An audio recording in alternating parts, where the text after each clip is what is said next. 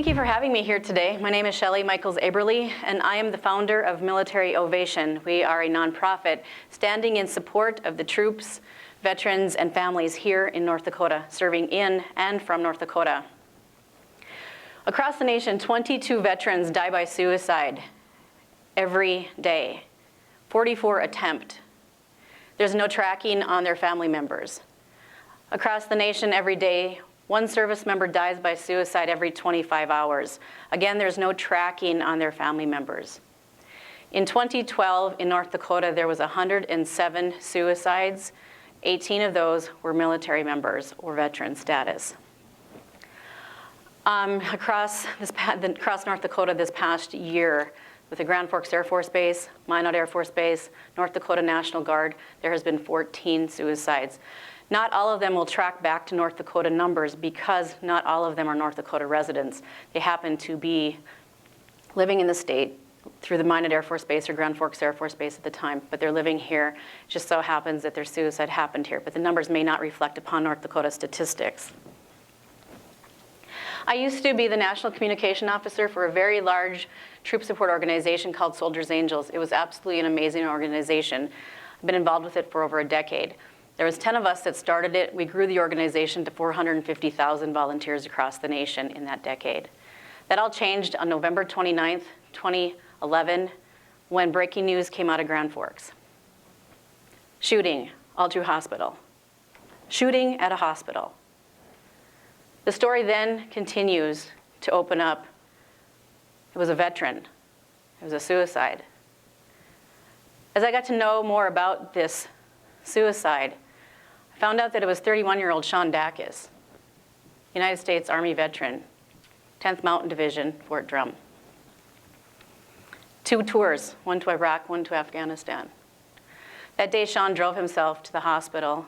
He walked up to the coffee shop in the hospital and asked for a Sharpie marker. So maybe he wanted to write a note, right? He happened to write on his arm, "Do not resuscitate. Donate organs, please. A negative." That was the last thought that he had. He walked outside and sat on a bench, took out a handgun, and shot himself in the chest. That was intense for me. I didn't know who Sean was, never met him. But being a part of a national organization so large, I really felt like I wasn't doing enough at the local level. So I went to church that Sunday, and I got down on the altar, and I said, "Please God, please show me what I need to do here in North Dakota for these service members." Military Ovation came to light really fast. We soon received a grant from the North Dakota State Department of Health, the Suicide Prevention Office, where two of us, my board member and myself, one of my board members and myself, we were able to participate in training with 24 other people in North Dakota for applied suicide intervention skills training. With that training, we can now get out there and train people on intervention practices. Now, we know that the military trains their members, they train their service members on suicide prevention, intervention. They get training all the time. But what happens when they come back from war? What happens when they go to work? What happens when their battle buddy is not there? What happens when it's not a drill weekend? Who helps our service members? The families and employers do. So we get out there and we train businesses and families on the suicide intervention techniques. However, the training is expensive. It can cost $200 to $300 a person. We don't charge that. We charge for the expense part, what it costs to bring the materials in. And we train this course as volunteers. 18 hours of training 2 days, plus 10 hours of prep, the mental part of it. But we get out there and we train people as volunteers. Now, that's not all we do. We get to have a lot of fun. Day of the Deployed, last week I talked a little bit about that. 8th annual Day of the Deployed here in North Dakota, we started. 3rd annual US Senate resolution. We've had the 8th annual Military Appreciation Month, 8th annual Military Month of the Child, Military Child. We advocate for wounded warriors. Remember, wounds of war are not always seen. We do a lot of combat stress, a lot of traumatic brain injury. We sent Sam, we worked with the Military Order of the Purple Heart and Angels excursions. We sent Sam on a fishing and golfing trip to Cabo San Lucas last spring. Sam will be the first one to say that his amputee is not his wound, it's his brain. He's advocated for traumatic brain injury here in North Dakota. We do, with Month of the Military Child, we do competition or a contest every year where the families send pictures of their kids in, and we choose a child out of the hat because we don't think that any child is better than another. We choose a name out of a hat, and they become our campaign for the year. And their faces are up on billboards, and the name military kids are exposed across the state. We do military parent awards. We engage the families at all capacities because we know that the service member doesn't just serve alone. Speaking of military, service members don't serve alone. My husband here, Colonel Michael Aberly, retired after 35 years in the National Guard. The night before he retired, he swore in Private Becca McFerrin, who's my daughter. Keeping back on that whole theme of suicide, this story really is what inspired me. Sean inspired me to get Military Ovation going, but this story really inspired me to start really focusing and making a difference before that. From hero to zero, I think if you talk to any service member that's struggling, that's the way they feel. Matt was a 2-time deployer, came back to Fort Hood. He came home to nothing. His wife had left him when he was deployed. He had seen 3 of his combat buddies killed in action. He moved to North Dakota to try to be a part of his kid's life because his ex-wife moved back here. He wanted to be a part of his kid's life. So that's how I met Matt, helped him get into college, bought him a camera. He actually took this picture of himself up here. I think it's the epitome of combat stress. If you zoom in on that picture, you will see he's actually got clown makeup on his face. Because that's what he felt like. He felt like his whole life of being a military service member, he was just a clown. He's actually got a service dress on the top, blue jeans. It's a self-portrait. He took that picture of himself. He left North Dakota, and he killed himself in Chicago. One is too many, and that's what we are doing with Military Ovation, a big focus. We are advocating and getting people engaged in supporting everybody around them.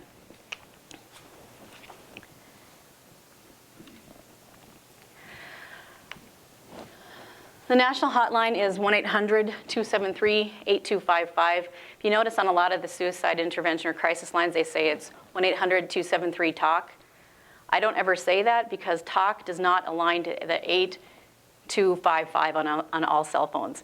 So if you're telling somebody to call that number and they're in crisis and they get the wrong number, probably the outcome's not going to be so great. Military members can text 83-8255, or they can chat online, veteranscrisisline.net, and they can communicate with somebody that's a professional and can help them. Now, what we want you to get involved with doing is we ask you to be involved. We want you to be the change that you want to see in the world. Like us, love us, follow us, support us, and use us. We've got connections across the nation. We've got connections across the state. We've got over 300 volunteers across the state working for our service members and veterans and families. Get involved. Stop over to steep me a cup of tea, grab a gift certificate, hand it to a service member. You see somebody wearing a U.S. Army cap or in a uniform, say thank you. If you know that they've just had a baby, go buy them some bison booties. But get involved, support the businesses around as well, but get involved with our service members. And always remember just to say thank you. All right, do we have any questions for Shelley? Let's hear it for Shelley, by the way. I think it's very commendable what you're doing. Well, I've got a couple to start with. Go ahead. So, Shelley, you seem to have a knack for building a very large network. I mean, to get the kind of support that you need for something like this, can you talk a little bit about the role of social media and how you build, not only with social media, but even personally, how you build your network? And then the second question that I have as a follow-up is, you talk about liking us and supporting us and things and going and giving. Is there anything specifically that you would like to see businesses and entrepreneurs doing right now as far as specific action items that we may not be considering? Well, I think, some of this, the networking is really a part of who your personality is. And so some people, it's really uncomfortable. With me, it goes back to being 3 years old, 4 years old, way before social media ever was. I came from a large family, 11, 12.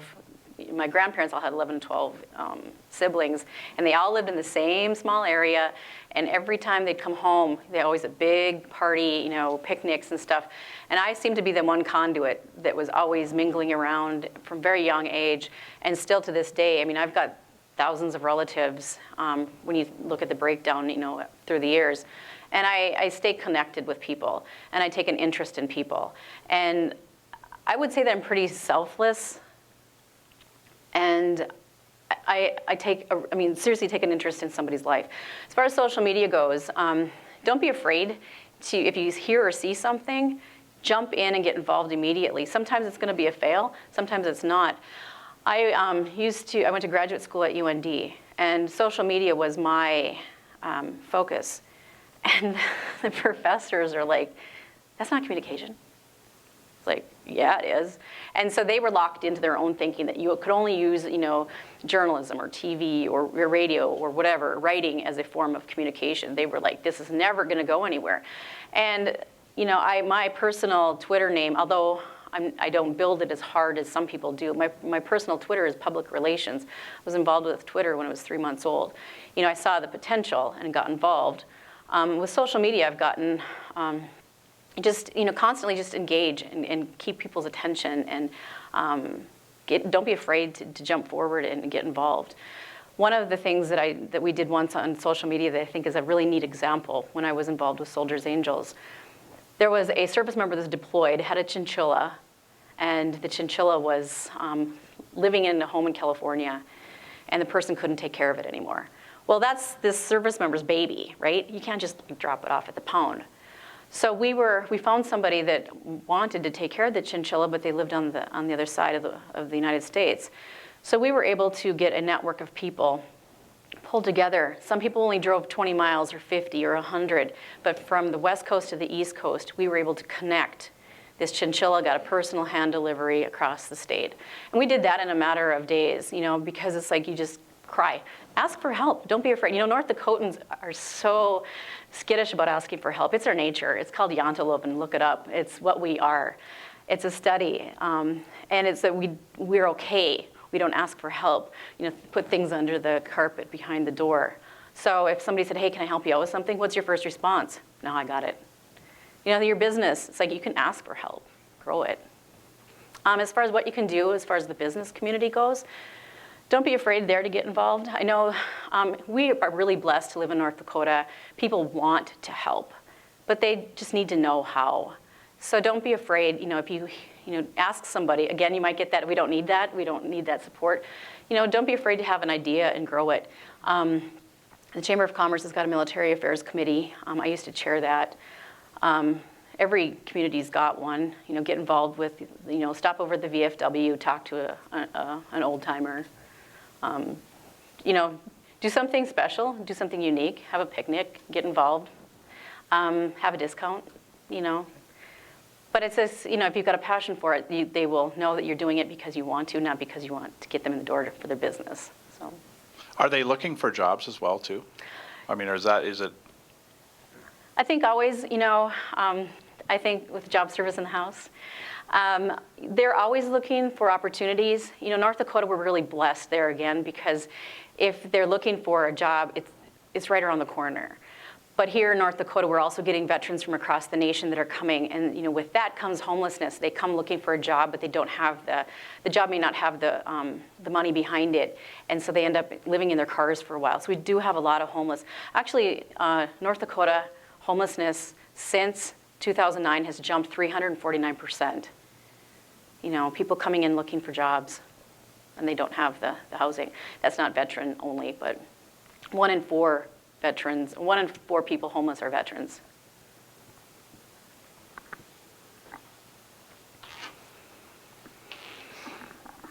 Hi, I was just curious if you guys interface with the United Way at all, because a lot of people donate to the United Way because they disseminate funds to various groups like yourself. Are you guys involved at all with the United Way? Not yet. And one of the reasons I know that some organizations aren't tied to the United Way, because during the United Way campaign, you're not allowed to do your own fundraising at that point. That's not stopping me. We are just, the 501c3 process of a nonprofit is inundating. We were volunteers. It's taken us a long time to come to that point because we were writing with our attorney all the paperwork that we needed. So that now is just in the hands of the IRS. So as part of the United Way campaign, you actually have to have your status. We are this close. It's just a long process, and it takes about 2 years for you to get approved through that whole process. So we're almost there, and that's my biggest hurdle is that I want to do so much more. And there's businesses out there that's not an obstacle for them. They see what we're doing, and they're like, yeah. And you know, you can still do support us through a tax write-off. It's just that we're still have to pay the taxes on that. So you have a huge volunteer base. Who are some of your strategic partners that actually helped you attain that large base? You know, when I taught at the University of North Dakota, a lot of my students, you know, we did small projects for, you know, different service member stuff. And it's to this day, it's kind of interesting because it's a lot of my students of the past, you know, engage with me and want to get involved. A lot of the service members that I've supported through the years through their deployments or their families, later on they're like, we want to pay it forward. How can we help? What can we do? You know, Sam, who we saw earlier, Sam is actually one of my biggest advocates, and you know, I've worked with him since he was wounded in 2006. He's now my voice of the wounded. I don't have that expertise. I'm not a wounded warrior. Sam is, so he's my voice. You know, and we tap into a lot of that. Who are the experts out there? You know, the kids of the deployed. I've never been a child of a deployed service member. Who are they? These kids, these teenagers. We advocate and give them a voice. You know, the parents, the service members themselves. You know, we can now I mean, my husband's been in the military, he's been deployed. I expect my daughter will be deployed, but I'm not in their shoes. So we really engage in the actual person or people being our volunteers, and they rise up. We just, you know, usually send out a cry for help on Facebook and it gets done. We just helped a wounded warrior in Fargo move.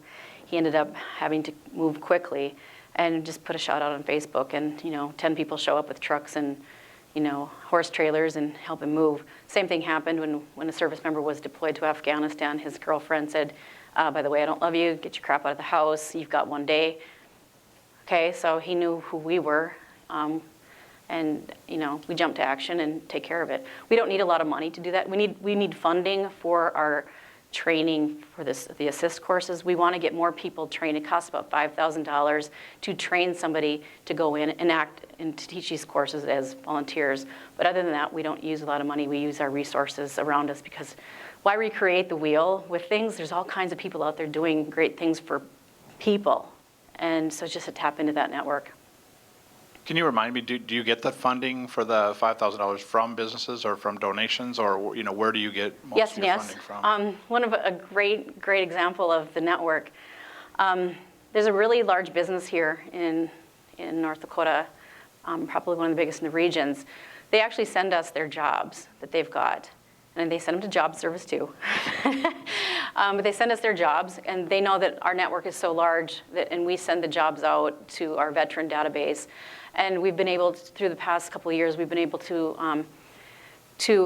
have over 250 veterans employed with them. And so we don't charge them. It's like, it's a service that we do for our service members. And so in return, I get an email, hey, what can we do to support you? What can we do to help you? You're doing so much for us and for the troops. What can we do? Like, well, I'll think about that. And they're a large enough organization that people go to them and ask for, you know, hundreds of thousands of dollars. And they're like, Shelley, we emailed you 2 weeks ago. We want to give you money. I'm like, okay, I'll think about it. And you know, I knew that I wanted to grow the suicide intervention training component. And so I thought about it again, and I get a phone call. Hey, our vice president wants to talk to you tomorrow. Come in. Like, okay. So then I pitched it, and I said, ideally, I'd like, realistically, I'd like $10,000 to get 2 people trained, because then I can pair them up and send them out. Or ideally, I know that's a lot of money to ask for, so I'd, $5,000. And so they called me the next day, and I had a check for $10,000. When I taught at UND, I told my students, one thing that I wanted them to learn from me is ask for what you want or take what you get. I wanted $10,000, but I would, but I asked for it. I should have asked for more, and I will. But they've committed to doing that every year for me so that we can continue to train. And a lot of times businesses like to own that piece. We are your sole supporter of this process. And at that point, when I talked to them, I said, well, you are the only organization at this point, this business I've talked to, they're like, you need to go talk to everybody about this. They want a large engagement because they see, that. So donations, we've had some different opportunities. This summer, there was a big event in town where the silent auction brought in quite a large amount of money. I asked them what they wanted to do with that funding. They gave it to us, but what do you want me to do with it? And they said, that's your choice. And I said, okay, I'm gonna get another trainer on board because that's really important. It's really mental to train suicide intervention. So I don't wanna burn out my volunteers, and I don't wanna burn myself out either. Because it's mental to talk about suicide for a long time. I have to deprocess it. Do you have staff members? I mean, or is it just yourself? Or, can you talk about the structure of your organization? Our structure is no staff at this point. We're all volunteers. I've got 8 amazing board members. We put them into place. They're very involved. I know a lot of nonprofits have their board members aren't super engaged. They're there and they meet once a quarter. Mine are super engaged, and they bring ideas to the table, and we work, and they take things and run. I don't micromanage projects. If I have a volunteer, I want them to stand up and do it and just take it. That's how we grow, and that's how people build up their confidence too. They take it, the project, and run. But so we've got the board members. Then across the state, each community has got a point of contact. Not everybody, not 357, but major communities, there's a point of contact, and they hold quarterly meetings and bring volunteers in for project work. And then, like Sam is my wounded warrior advocate. I've got a person who leads up the families and babies, and I'll get Becky with the bison booties, and but we take care of, do virtual baby showers, and we do a lot of things. We don't lock ourselves in. We think that, the service members don't lead a cookie cutter life, and everybody's going to have a unique situation. With the sequester and the shutdown, there was a lot of people now, out of jobs. Their weekend drill might have been a car payment. So it's just to connect them to opportunities to take care of that. I guess it's probably more a comment than a question, but Shelley, this is very inspirational. Entrepreneurial-wise, you've taken something that you've seen a need for and created something out of it. And, all of us who are entrepreneurs as well, that's kind of what we do too. I mean, we see maybe a need for something and we create a business around it. And that's kind of what I look at what you have done and what you've built in such a short period of time. It actually is very inspirational, and I just want to thank you for what you do. Thank you. I think one of my biggest, we've talked about stumbling blocks, is just the building part. With volunteers, you have to learn that you're going to have disappointment. We have a great reward helping our service members, but sometimes volunteers, if you volunteer for something, follow through, because sometimes people aren't getting paid as a volunteer, and sometimes that piece falls short. They cancel at the last minute, don't show up. Just that commitment piece on volunteering is huge. People are depending on you to follow through. This is kind of a comment too, but also a question. One of my close friends actually just started a company called Our Riveter, and she actually makes handmade bags, purses, wallets, dog collars out of recycled military material. And the sole purpose, she was a military wife, and she's always looking for wives of military members that are wanting to start their own career and actually have a job where, you know, they're moving around, but they can take their sewing kit and do a portion of the sewing. Is that something that your organization would be willing to connect with? Absolutely. Okay. We try to connect with as many opportunities as we can. We know we can't do things by ourselves, and that's about the resourcing and networking, is just everybody just pulling together. We participate underneath the American Foundation for Suicide Prevention umbrella.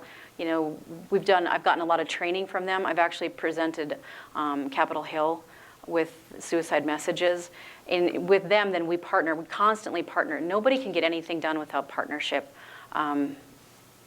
We're built as a culture to be together. If you're a one-man show, you don't get very far. You know, businesses are the same way. Partner up, you know, find a like partner, you know, like business, and partner up and learn from them. And I think that's what this is all about, is we're all learning from each other, and that's awesome. Yeah. Shelley, we got a couple minutes left. I want you to talk just briefly about, you know, do you have a strategic plan? I mean, you're kind of running this like a business. Do you have a strategic plan, and what do you see? What are your goals for this? I mean, do you want this to become, you know, a nationwide or even international movement?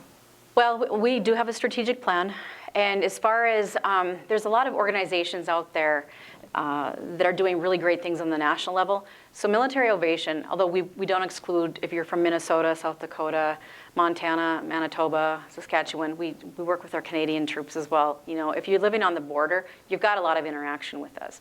So with Military Ovation as itself, we want to stay local. We want to stay, you know, keep it the whole concept of taking care of one another at your local level. Because if you're doing that and everybody's doing that, then the guys across the nation should be doing fine, because everybody's taking care of their local level. As far as growing, we do want to bring in, for the accountability portion, we want to bring in paid staff at some point. We're working on that piece. You know, the grant writing and grow and be a bigger part of that. But the suicide intervention, we would like to be able to train as many businesses across North Dakota. You know, the Guard members here in the state serve four times the number of any other state in the nation. 10% of our population is veteran population. So pretty safe to say that everybody knows somebody that served our country, if it's for 2 years, 6 years, a lifetime. You know, if it's your neighbor down the street, if it's your grandfather, if it's your dad, if it's, you know, the guy that sits in front of you at church. We all know somebody that has served our country. And so it's to grow that component, to get more engagement and taking care of one another that way. So we do plan on bringing on, you know, an executive director and bringing in some other pieces, but that's building it one piece at a time. I'm really a proponent for building that foundation. You can do some great things and get up here right away, but if you don't have the foundation built, then you're going to slip away pretty quickly. So that foundation piece is really important. You know, and part of it, working with the other nonprofit for 10 years, I built a really good foundation here in the state with my, you know, working with legislators and Congress and you know, the military and churches. And so that foundation was built when we came on board. So we may be new as a name, but we're not new in what we do. You know, a lot of my volunteers came with me. And so we were really strong in force that way. Excellent. Well, Shelley, I think I speak for everyone in the room when I say thank you, a heartfelt thank you for what you do in your vision. I think what it is incredibly important, and we appreciate you and what you're doing. Let's hear it for Shelley.